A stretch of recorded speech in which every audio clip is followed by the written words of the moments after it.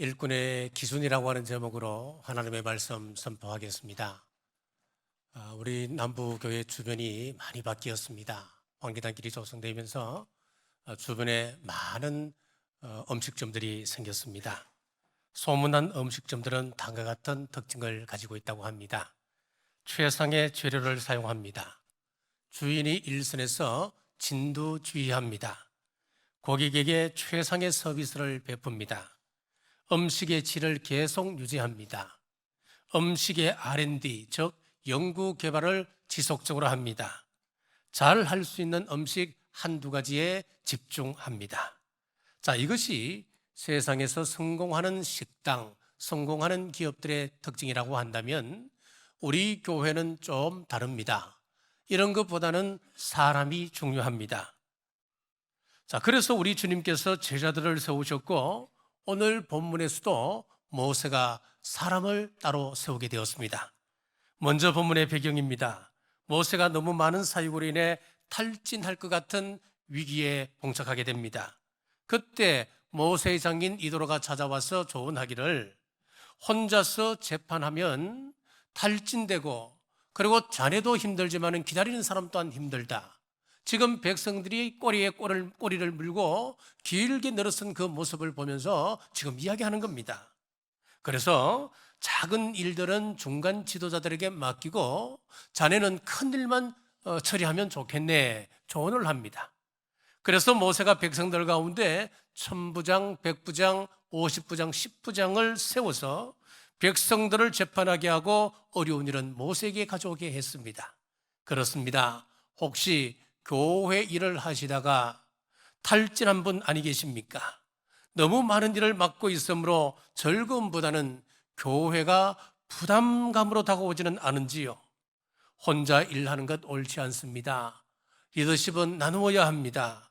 그러지 아니하면 본인도 쉽게 지치고 다른 사람 또한 지치게 됩니다. 그러면 어떤 사람을 세워야 할까요?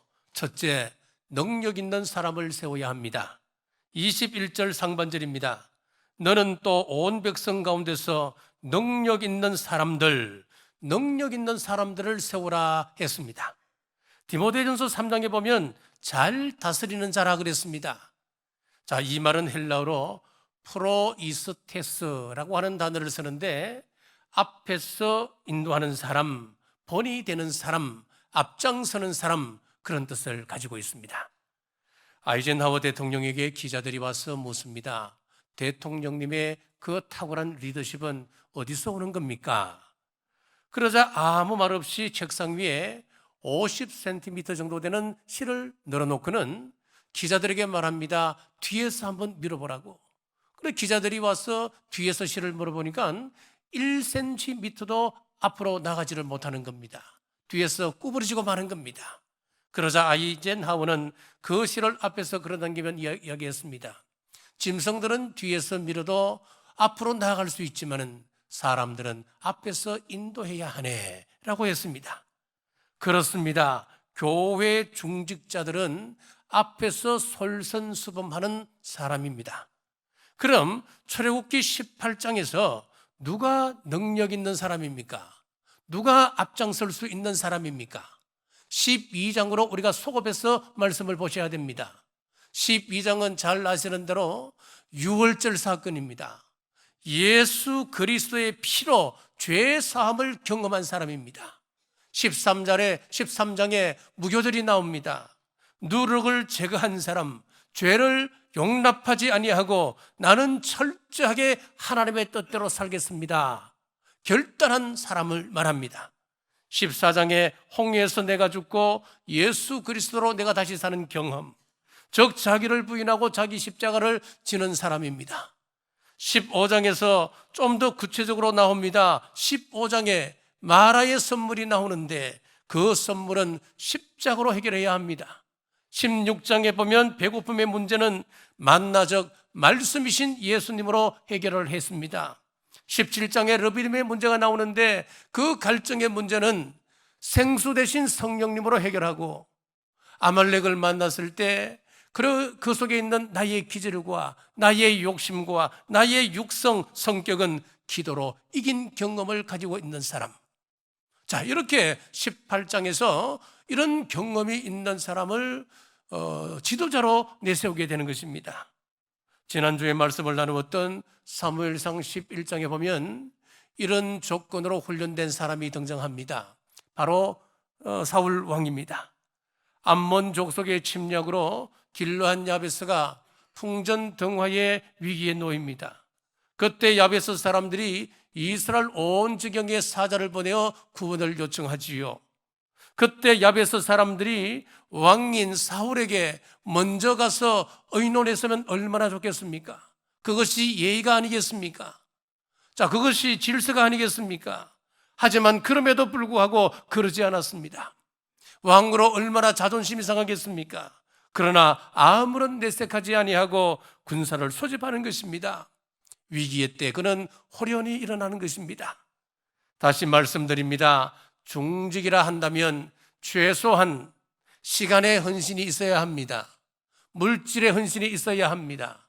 봉사의 헌신이 있어야 합니다. 교회 일에 앞장서는 헌신이 반드시 있어야 합니다. 성령님의 기름 부음 받은 교회 일에 앞장세우기 위함이고, 성령님의 기름 부으심은 교회 일에 앞장세우기 위함이고 하나님과 성도를 섬기기 위한 것임을 사울왕을 통하여 우리는 배웁니다. 예수님의 피로 구원받고 하나님의 뜻대로 살겠다 고백이 있어야 합니다. 자기를 부인하고 자기 십자가를 자기가 지는 사람, 물질과 기질 같은 인생의 갈등 문제를 말씀과 기도로 해결하는 사람이 교회에 어떤 사역이 있을 때나 교회에 큰 위기가 있을 때 그 일은 내가 앞장서겠습니다 나설 수가 있는 것입니다. 이런 사람들로 중직이 세워질 때에 우리 교회는 더 아름다운 교회, 더 능력 있는 교회 될 줄 믿으시기를 주님의 이름으로 축복합니다. 둘째, 하나님을 두려워하는 사람을 세워야 합니다. 21절 상반절입니다. 너는 또 온 백성 가운데서 능력 있는 사람들 곧 하나님을 두려워하며. 자, 불신자들에게는 하나님을 두려워하는 마음이 없습니다. 그래서 그 마음에 이르기를 하나님이 없다, 하나님이 어디 계시냐, 하나님은 누구냐 라고 말을 합니다. 그러면서 무지몽매하게 행동합니다. 하나님이 없다는 사람을 가리켜 우리는 흔히 무신론자라고 이야기를 합니다. 무신론자를 자세히 살펴보면 두 가지로 또 나눌 수가 있습니다. 자, 첫째는 이론적 무신론자가 있습니다. 이 사람들은 자기 이론으로, 자기 논리로 해결이 안 되면 부인하는 사람들입니다. 하나님이 우리 눈에 보이시는가요? 하나님을 어떻게 세상 사람들이 증명해낼 수가 있겠습니까? 그러니까 자기 눈에 보이지 않는 것으로 인하여서 하나님은 없다라고 주장해버립니다. 바로 이론적 무신론자다, 그렇게 말합니다. 또 하나는 실제적 무신론자가 있습니다. 이 실제적 무신론자는 입으로는 하나님을 믿습니다. 내가 입으로는 아멘합니다. 그런데 행동하는 것을 보면은 그 사람에게는 전혀 하나님도 없고 신앙도 없는 사람입니다. 유다왕 요아스는 그의 말년에 하나님을 떠났었습니다. 하나님을 떠나 자행자지하니 하나님의 선지자가 그에게 다음과 같이 말합니다. 역대하 24장 20절에서 21절입니다. 이에 하나님의 영이 선지자 여호야다의 아들 스가랴를 감동시키시매 그가 백성 앞에 높이 서서 그들에게 이르되 하나님이 이같이 말씀하시기를 너희가 어찌하여 여호와의 명령을 거역하여 스스로 형통하지 못하게 하느냐 하셨나니 너희가 여호와를 버렸으므로 여호와께서도 너희를 버리셨느니라 하나 무리가 함께 꾀하고 왕의 명령을 따라 그를 여호와의 전뜰 안에서 돌로 쳐 죽였더라. 이 요아스가 여호야다의 아들이었던 스가랴를 성전 뜰 안에서 돌로 쳐 죽였다 그랬습니다. 얼마나 하나님을 업신여긴 행동이었습니까? 여러분, 하나님을 경외한다라고 하는 것은 하나님 말씀을 청종하고 말씀대로 순종하는 것, 그것이 하나님을 경외하는 것입니다. 하나님을 경외함이 무슨 뜻인지 정확하게 여러분이 모르시면은 결국은 잘못된 신앙생활 할 수밖에 없는 것입니다. 구체적으로 보면 어떤 사람은 율법주의에 빠지게 되고 또 어떤 사람은 금욕주의에 빠지게 됩니다. 하나님을 오해하여서 평생 까다로우신 분으로 알고 비비 맞추기 위하여 두려움에 떨며 평생을 살아가는 신앙인들도 있습니다. 지금 이 세대는 실제적인 무신론자가 많은 시대입니다. 교회에 다니고 성경을 읽기는 해도 하나님 안에 있지 않습니다. 우리 하나님을 경외하지 않습니다. 두려움이 없으니까 범죄하는 것을 가소롭게 여깁니다. 범죄를 범한 이후에도 통회하고 자복하는 고통이 없습니다. 마치 양심에 화인 맞은 자들처럼 행동합니다. 이런 사람들을 향하여 자문에 이르기를 그들은 어리석은 자들이요 지혜가 없는 자들이다 말씀하십니다. 디도서 1장 16절에 보시면은 그들이 하나님을 시인하나 행위로는 부인하니 가증한 자요 복종하지 아니하는 자요 모든 선한 일을 버리는 자니라. 하나님을 시인하나 행위로는 부인한다 그랬습니까? 그러면 누굽니까? 실제적인 무신론자다 그 말씀입니다. 그렇습니다. 오늘날 하나님을 두려워할 줄 모르는 실제적인 무신론자들이 교회 안에도 얼마나 많은지 모릅니다. 다른 사람들을 비난하기 전에 나 자신은 과연 하나님을 두려워하는지 스스로 돌아보십시오. 계시록의 말씀처럼 그 무리와 틀의 희기가 흰 양털 같고 눈 같으며 불꽃 같으시 눈을 가진 주님 앞에서 민감한 떨림이 있어야 합니다. 우리가 하나님 말씀 앞에서 민감한 떨림이 없다면 그 신앙은 타성에 빠지게 되는 것이고 양심은 화인 맞은 것처럼 마비되는 것입니다. 자, 애굽 땅에서 생활하는 이스라엘 백성들에게 하나님께서 복을 주셔서 그 민족이 자꾸 성장을 하는 겁니다. 중다하게 되었습니다.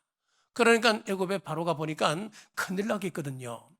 그래서 이 민족을 억압하자, 더 이상 번성하지 못하게 하자 그렇게 생각하고 산파들을 동원해서 앞으로 히브리 여인이 낳는 아이들 가운데 남자아이면 그 아이는 태어나는 즉시 죽여버려라 그렇게 명령을 내렸습니다. 자, 그런데 이 애굽의 산파들이 어떻게 합니까? 자, 출애굽기 1장 17절입니다. 그러나 산파들이 하나님을 두려워하여 애굽 왕의 명령을 어기고 남자 아기들을 살린지라. 남자 아기들을 살렸습니다. 산파들이 지금 아기를 낳는 히브리 여인들 옆에서 지켜보고 있었음에도 불구하고 그 아기들을 죽이지를 못하는 겁니다. 이유가 있었습니다. 왜요?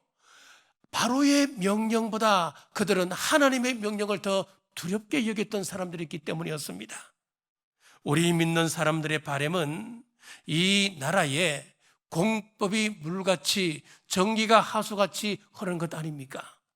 이 땅에 철저한 기독교 교육을 받은 정말 실력 있는 인재들, 요셉 같은 사람, 다니엘 같은 사람, 느헤미야 같은 사람들이 청렴하고 정직하게 하나님의 뜻을 구현하는 것을 우리는 꿈꾸고 있지만은 이 현실이 어찌 그렇던가요? 국회의원 선거를 끝냈습니다. 신자든 불신자든 모이면은 정치인들 욕합니다. 우리는 남 탓하지 말고 내가 하나님을 두려워하며 살아가고 있는가를 먼저 돌아보시고 투표도 하나님을 두려워하는 사람을 선택하시기를 주님의 이름으로 축복합니다. 자, 셋째, 진실한 사람을 세워야 합니다. 21절 중반절입니다. 진실하며 불의한 이익을 미워하는 자를 살펴서 백성 위에 세워. 자, 우리 하나님의 성품은 다양하게 성격에서 묘사하고 있는데 신명기 32장 4절에 보면 이렇게 말씀합니다. 그의 모든 길이 정의롭고 진실하고 거짓이 없으신 하나님이시니. 정의로운 분이십니다. 진실하신 분이십니다. 거짓이 없으신 분이 우리 하나님이시다. 그렇게 말씀하시고 있고, 우리가 이런 하나님을 마음에 모시고 살아간다면 우리 또한 이러한 모습의 형태로 살아가야 된다는 거예요. 우리 또한 하나님과 똑같은 성품을 닮아가기를 소망하고 하나님처럼 이 땅에서 살아가야 된다는 겁니다. 진실해야 됩니다. 거짓이 있었으면 안 된다는 겁니다. 자, 그런데 우리 인생이 그렇던가요? 그래서 시편 12편 1절에서 2절에 보면 기자는 이런 인생을 두고 한탄합니다. 여호와여 도우소서, 경건한 자가 끊어지며 충실한 자들이 인생 중에 없어지나이다. 그들이 이웃에게 각기 거짓을 말하며 아첨하는 입술과 두 마음으로 말하는도다. 우리 성도의 인격과 언행이 그 사회의 양심의 척도가 되어야 합니다. 세상 사람들 앞에서 성도들이 하는 그 말이라 한다면은 보정수표다, 보정수표보다 아니면 더 나가서 더 신임을 얻어야 된다, 그렇게 이야기를 합니다. 그런데 교계와 성도들 세계에서조차도 불신풍조는 만연되어 가고 있는 안타까운 현실입니다. 언젠가 우리가 세상을 떠날 때 나를 기억하는 사람이, 여러분을 기억하는 사람이, 그 사람은 신실한 그리스도인이었다, 그렇게 평가를 받는다면 얼마나 좋겠습니까? 우리가 주님 앞에 섰을 때에 착하고 충성된 종아, 진실된 나의 종아, 그런 평가를 받는다면 여러분, 이것보다 더 좋은 평가가 어디 있습니까? 이것보다 이 세상에서 성공한 사람이 또 누가 있겠습니까? 계속해서 말씀하시기를 진실한 사람은 불의한 이익을 미워한다 그랬습니다. 하나님께서는 진실과 거짓을 우리 앞에 놓으시고 늘 선택하게 하십니다. 거짓과 진실을 우리 앞에 매일매일 놓아두시고 시간마다 놓아두시며 우리로 하여금 선택하게 하십니다. 이런 말이 있습니다. 진실은 악마를 쓸어내는 빗자루이고 거짓은 악마를 불러들이는 초인종과 같다라는 말이 있습니다. 한국 CCC를 설립했던 김중곤 목사님이 예수 칼럼이라고 하는 책을 썼습니다. 그 책에 보면 이런 문구가 나옵니다. 11조도 못하는 그리스도인은 0점 이하의 크리스찬이다. 그런 글을 썼습니다.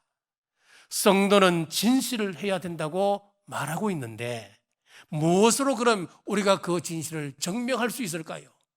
여러분들이 아무리 말로 나는 진실한 사람이다 말씀한다 하더라도 무엇으로 증명할 것입니까? 그런데 성경에 이런 말씀이 나옵니다.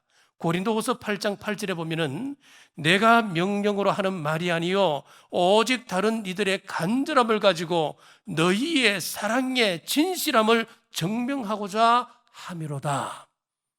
여러분, 이 말씀이 무슨 말씀인지 앞에 말씀을 안 읽어보시면 이해가 안 돼요. 자, 고린도후서 8장에 보면은 연보에 관한 말씀이 나옵니다. 헌금에 관한 말씀이 나옵니다. 1절부터 쭉 그 말씀이 나오다가 8장 8절에 가서 주신 말씀이 이 말씀이에요.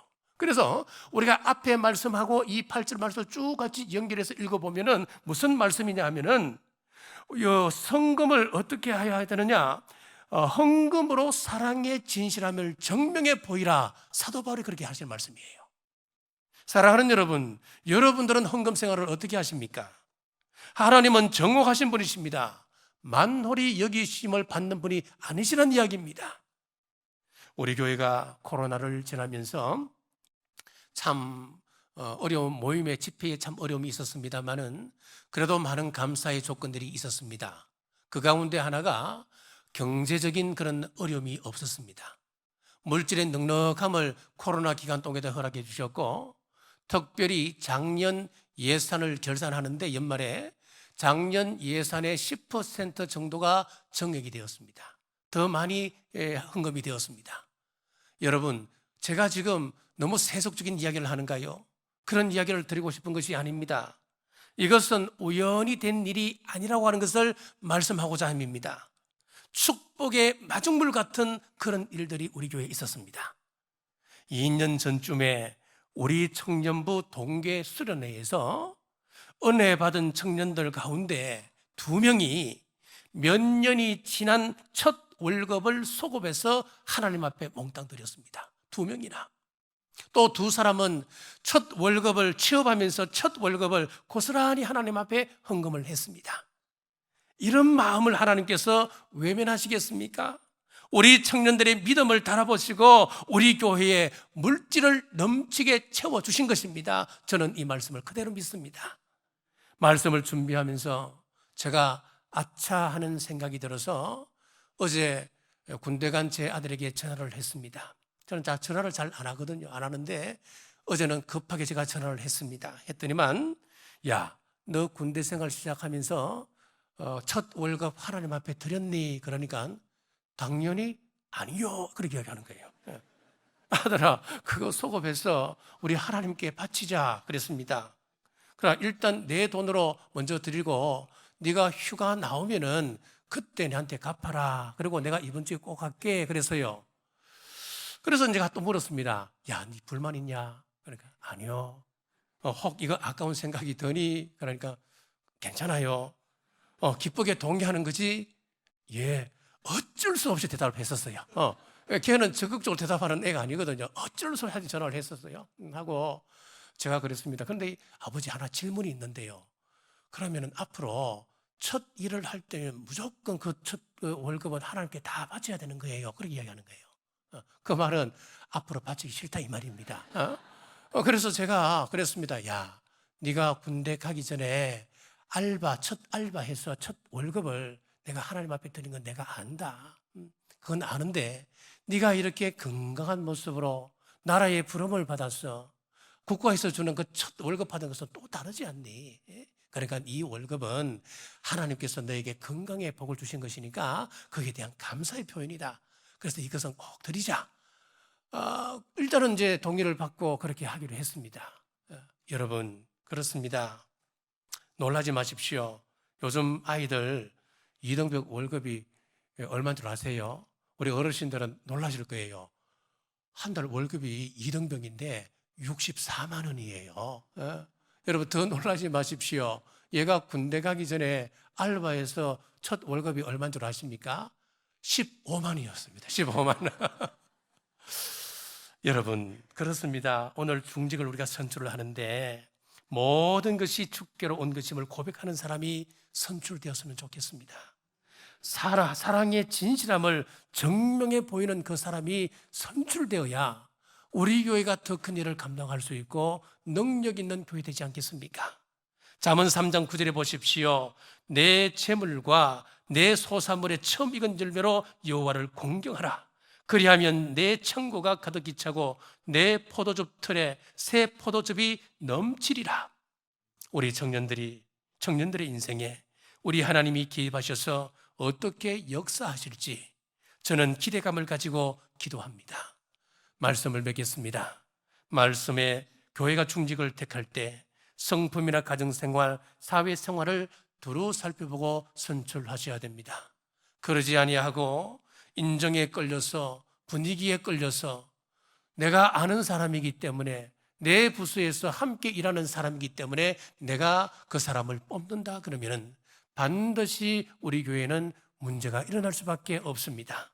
능력 있는 사람, 하나님을 두려워하는 사람, 진실한 사람을 세울 때에 우리 교회가 이들을 통하여 다시 한번 부흥을 경험하고 마지막 때 더 존귀하게 쓰임받는 우리 남부교회 될 줄 믿으시길 주님의 이름으로 축복합니다. 기도하겠습니다. 오늘 우리 교회가 직분자 선거를 하고 있습니다. 하나님 감사합니다. 성품이나 가정생활이나 사회생활을 두루 살펴보고 준비된 사람을 신중하게 뽑아서 하나님의 기쁨이 되는 교회 되게 하여 주옵소서. 능력 있고 하나님을 두려워하며 진실되고 불의한 이익을 미워하는 자를 세울 때에 우리 교회가 이번 선거로 한 단계 더 도약하는 기회가 되고 마지막 때 하나님 손에 귀히 쓰임받는 남부교회 되게 하옵소서. 다시 오실 예수님 이름으로 간절히 기도드리옵나이다. 아멘.